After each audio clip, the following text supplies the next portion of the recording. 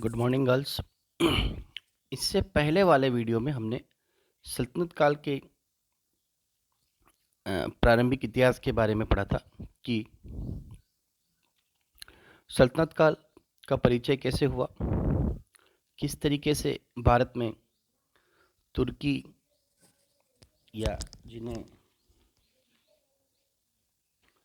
सल्तनत काल के प्रमुख शासक कहा जाता था, आदि तुर्क के नाम से इन्होंने शासन किया और भारत में अपने दिल्ली सल्तनत को स्थापित करने में जिनका योगदान रहा, उस क्रम में हम लोगों ने कल तक पढ़ा था कि प्रारंभिक तुर्क शासक जो थे वे किस तरीके से धीरे धीरे भारतीय क्षेत्रों में आए और उन्होंने भारत में सल्तनत के नाम से दिल्ली सल्तनत को संगठित और शक्तिशाली बनाया प्रारंभ किया। उसी क्रम में अगर हम कल तक जो हम परिचय की बात कर रहे थे कि साहित्यिक सोर्सेज या साहित्यिक स्रोत क्या थे जो हमें गुलाम वंश और खिलजी वंश के इतिहास के बारे में जानकारी प्रदान करते हैं। हम लोग कल बात कर रहे थे कि मलिक मोहम्मद जायसी की पुस्तकों और उनके संबंध में। अब हम अगर इसी क्रम में बात करते हैं कि सूफी संतों की चरितावली। सल्तनत काल में कुछ अन्य ऐसी रचनाएं भी हुई जिनसे इतिहास लेखन में सहायक है। इनमें प्रमुख है सूफी संतों की चरितावली। इनसे सूफी संतों के चरित्र एवं धार्मिक नीतियों तथा क्रियाकलापों के अतिरिक्त तत्कालीन समाज एवं राजनीतिक जीवन पर भी प्रकाश पड़ता है। अमीर हसन सिजजी ने फवादुल फवायद में तत्कालीन समाज का सबसे अच्छा चित्रण किया है। यह शेख निजामुद्दीन औलिया के संवादों का संकलन है। इसमें अलाउद्दीन खिलजी से लेकर गयासुद्दीन तुगलक तक के समय की स्थिति का वर्णन मिलता है। इल्तुतमिश और बलबन का उल्लेख भी इसमें किया गया है। मीर खुर्द ने भारतीय चिश्ती सूफियों का वर्णन सीयरुल औलिया में किया है। सीयरुल आरिफीन नामक ग्रंथ में भी इस विषय पर महत्वपूर्ण जानकारी मिलती है। इस ग्रंथ का महत्व इसलिए भी बढ़ जाता है क्योंकि इसमें कुछ ऐसे ब्यौरे उपलब्ध हैं जो अन्यत्र कहीं नहीं पाए जाते हैं। भारतीय सूफियों के इतिहास का ज्ञान प्राप्त करने के लिए अब्दुल हक देहलवी की अखबारुल अख्तियार से भी पर्याप्त सहायता मिलती है। अखबारुल अख्तियार। इस प्रकार मोहम्मद गौस लिखित गुलजार ए अबरार से भी अनेक सूफी संतों के जीवन, उनके कार्यकलापों, तत्कालीन राजनीतिक और सामाजिक व्यवस्थाओं की महत्वपूर्ण जानकारी प्राप्त की जा सकती है। विदेशी यात्रियों के वृत्तांत की अगर हम बात करें कि भारत और विदेशियों से गहरे संपर्क के कारण समय समय पर अनेक विदेशी यात्री भारत आते रहे। इन लोगों ने अपने यात्रा वृत्तांतों में भारत का वर्णन किया है, जिससे राजनीतिक, आर्थिक, सामाजिक और सांस्कृतिक स्थिति पर अच्छा प्रकाश पड़ता है। प्रारंभिक दिल्ली सल्तनत के अगर शासकों की बात की जाए, गजनवी और गौरी के काल के बाद गुलाम वंश 1206 से 1290, प्रमुख शासक कुतुबुद्दीन ऐबक, इल्तुतमिश, रजिया और कमजोर शासकों का काल, और कमजोर शासकों के काल के बाद बलबन का काल। इनके साथ खिलजी वंश की बात की जाए 1290 से 1320 तक 30 वर्षों का शासनकाल। जलालुद्दीन खिलजी, अलाउद्दीन खिलजी मुबारक खां और खुसरो खां, इनके बारे में भी पर्याप्त सामग्री जो है वह हमें आरंभिक विदेशी यात्रियों से प्राप्त होती है, जिसमें मुख्य रूप से अल बेरूनी का उल्लेख किया जा सकता है। उन्होंने अरबी, फारसी और संस्कृत भाषा में 113 ग्रंथों की रचना की, परंतु सबसे प्रसिद्ध पुस्तक जो है उनकी वह है किताबुल हिंद। अल बेरूनी की पुस्तक में राजनीतिक महत्व की बातें कम हैं, परंतु उनके विवरणों से, अर्थात जो उन्होंने पुस्तकें लिखी अरबी, फारसी और संस्कृत में 113 ग्रंथ जो लिखे, उनसे हमें 11वीं शताब्दी के भारतीय समाज, जीवन, खगोल शास्त्र, गणित की प्रगति पर अच्छा प्रकाश या अच्छी अध्ययन सामग्रियां प्राप्त होती है। 113 ग्रंथों के संग्रह में हमें मुख्य किताबुल हिंद हैं, जिनसे हमें अत्यधिक सल्तनत काल या भारतीय समाज, भारतीय खगोल विज्ञान या अन्य विषयों के बारे में पर्याप्त जानकारी प्राप्त होती है अल बेरूनी के द्वारा। अल बेरूनी के पश्चात भारत आने वाले यात्रियों में सबसे प्रमुख इतालवी यात्री मार्को पोलो एवं मोरक्को निवासी इब्ने बतूता। मार्को पोलो के बारे में यह बताना आवश्यक है कि जिस मार्को पोलो का संबंध इतालवी वर्तमान इटली देश से था और ये भारत होते हुए चीन के यहाँ राजदूत रहे थे, इतालवी शासक के, और इसी क्रम में इन्होंने भारत की आर्थिक संपन्नता या मध्य एशियाई देशों की आर्थिक संपन्नता का वर्णन अपनी पुस्तकों में किया, और बाद में यही मार्को पोलो इटली जाता है और वहाँ पर इन देशों की यात्राओं का बखान करता है, और उसी का प्रभाव ये पड़ता है कि बाद में तुर्कों का कस्तूनिया पर प्रवेश, यूरोपीय देशों में इस्लाम का जो प्रवेश हुआ था, उसमें सबसे पहली बार जो संदेशवाहक बना था वो मार्को पोलो था। मार्को पोलो के साथ इब्ने बतूता भी महत्वपूर्ण हैं।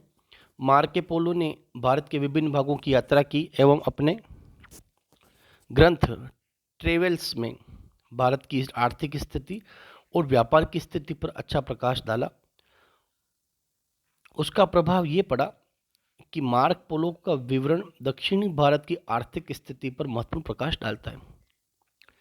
इब्ने बतूता 1313 ईस्वी में अफ्रीका से भारत आया। उस समय महमूद बिन तुगलक दिल्ली का शासक था। इब्ने बतूता को दिल्ली में काजी भी बनाया गया और उन्होंने अपनी पुस्तक रेहाला लिखी। रेहाला में उन्होंने मोहम्मद तुगलक के दरबार, उस समय की प्रशासनिक व्यवस्था, सामाजिक एवं राजनीतिक संस्थाओं, आर्थिक स्थिति, डाक व्यवस्था, सड़कों की व्यवस्था, गुप्तचर व्यवस्था, कृषि उत्पादन, त्योहार और उत्सव, संगीत इत्यादि का बड़ा सुंदर विवरण अपनी प्रस्तुत किया है। महमूद बिन तुगलक के विवादास्पद चरित्र एवं उसकी अनोखी योजनाओं का मूल्यांकन करने में रेहाला पुस्तक, इब्ने बतूता के द्वारा लिखी गई रेहाला पुस्तक सहायक सिद्ध होती है, जो ये दर्शाता है कि सल्तनत काल के प्रारंभिक और महत्वपूर्ण शासक जो थे उनके बारे में विदेशी यात्रियों ने जो वर्णन अपनी पुस्तक में किया वो हमें सल्तनतकालीन इतिहास को समझने में महत्व प्रदान करता है। इब्ने बतूता के विवरण की पुष्टि खुद सल्तनत काल के प्रमुख लेखक जियाउद्दीन बर्नी भी करता है। इसी के साथ भारत आने वाले, अर्थात सल्तनत काल में भारत आने वाले अन्य प्रमुख यात्रियों में इतालवी यात्री निकोलो कॉन्टी 1414 से 1419 5 वर्ष, अरब सौदागर अब्दुल रज्जाक चीनी यात्री माहुआन, पुर्तगाली नाविक वास्को डी गामा, जो भारत आने वाला पहला यूरोपीय नाविक था जो समुद्र के मार्ग से भारत आया था, और पुर्तगाली अधिकारी बारबोसा। वार्तेमा एवं पायज तथा रूसी यात्री अफानासी निकितिन का उल्लेख किया जा सकता है। इन यात्रियों ने सल्तनतकालीन राजनीतिक अवस्था के अतिरिक्त विजयनगर साम्राज्य, गुजरात, बंगाल, उड़ीसा एवं अन्य क्षेत्रों की आर्थिक स्थिति का अच्छा वर्णन किया है। निकोलो कोंटी ने विजयनगर राज्य की सैर की और वहां की आर्थिक समृद्धि का आंखों देखा विवरण अपनी पुस्तक में किया। अब्दुल रज्जाक कालीकट के जुमेरिन के दरबार में ईरान के शाह के दूत की हैसियत से आया। उसने भी विजयनगर की यात्रा की और वहां के प्रशासन और सामाजिक आर्थिक स्थिति का वर्णन किया। माहुआन के विवरण से बंगाल की आर्थिक स्थिति समृद्धि का पता चलता है।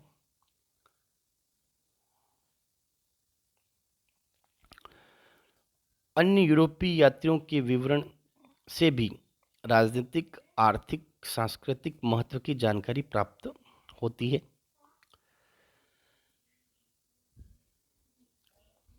13वीं शताब्दी में तिब्बती यात्री धर्मस्वामी भी भारत आए और उनकी यात्रा विवरण से पूर्वी भारत की स्थिति, आरंभिक तुर्कों द्वारा उस क्षेत्र की सत्ता की स्थापना के प्रभाव की जानकारी भी हमें मिलती है।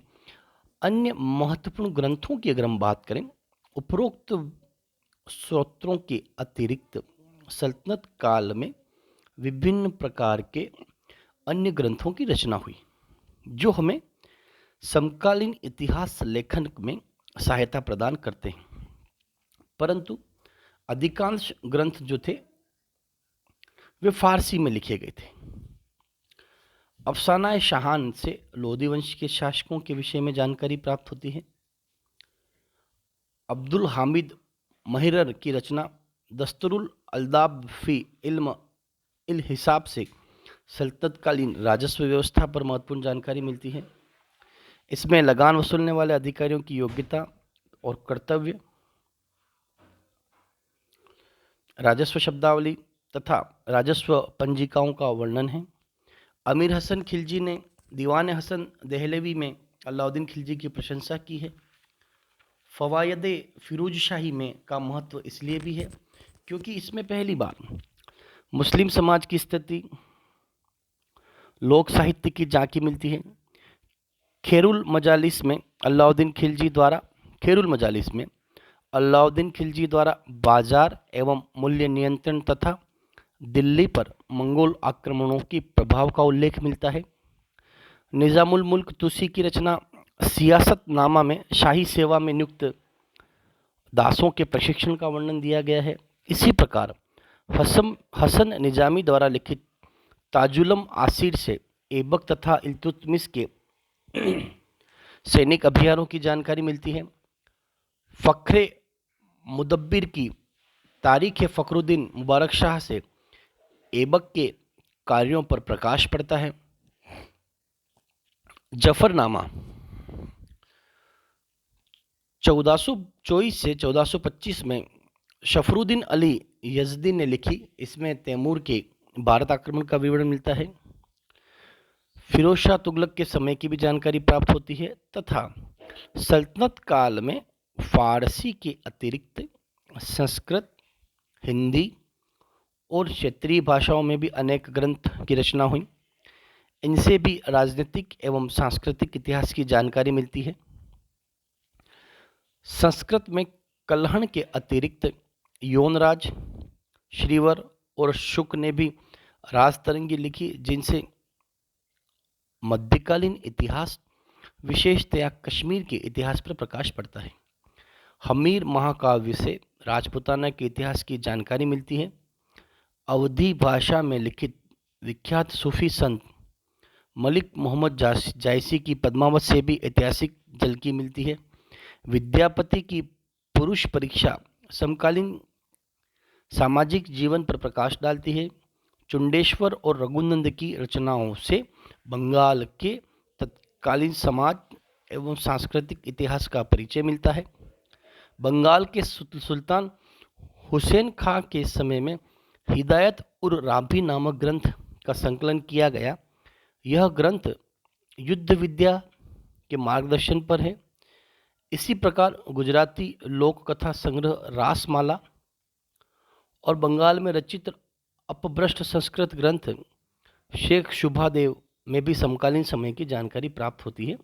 यह वह समय था जिस समय में हमें ऐतिहासिक जानकारियों के लिए क्षेत्रीय और अन्य भाषाओं के ग्रंथों पर निर्भर रहना पड़ता था। अन्य क्षेत्रीय भाषाओं, विशेषकर दक्षिणी भारतीय भाषाओं में भी अनेक ग्रंथ लिखे गए हैं। ये सभी मध्यकालीन, विशेषतया सल्तनतकालीन इतिहास की जानकारी प्राप्त करने के प्रमुख स्रोत हैं। यद्यपि सल्तनतकालीन साहित्यिक स्रोतों की संख्या बहुत बड़ी है, तथापि इन स्रोतों से अनेक विसंगतियां भी पाई जाती है। पुरातात्विक स्रोतों की अगर हम बात करते हैं कि सल्तनतकालीन इतिहास में के अध्ययन में पुरातात्विक साहित्य या स्रोतों का भी कोई उल्लेख नहीं किया गया है। इस समय अनेक जो भवनों का निर्माण हुआ